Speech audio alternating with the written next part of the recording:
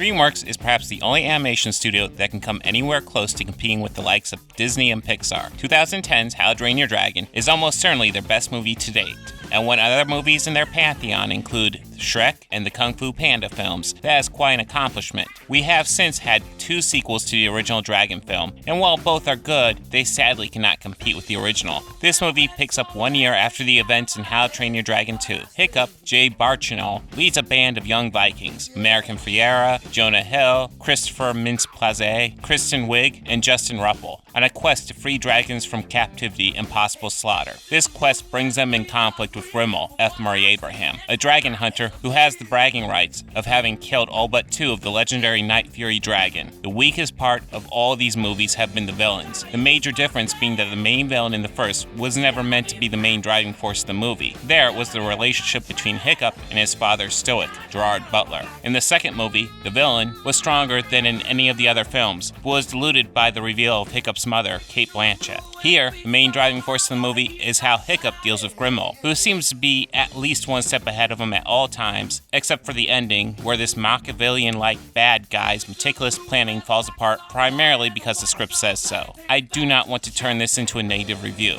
There's a lot to praise here. The further exploration of the relationship between Hiccup and his Night Fury Toothless is again the best part of the movie. The animation is absolutely breathtaking. Roger Deakins was brought on board as a visual consultant, and it shows. The film was written and directed by Dean DeBlois, and its strength really is with telling the story of Hiccup and Toothless. This feels like it's intended to be the final entry in this franchise, though the box office might change that. If they do extend the franchise, and future entries are also villain-driven, it would be nice to have a villain whose plans don't fall apart just to end the movie. I really enjoyed this film, but I am somewhat disappointed because having seen the original, I know how much better this one could have been.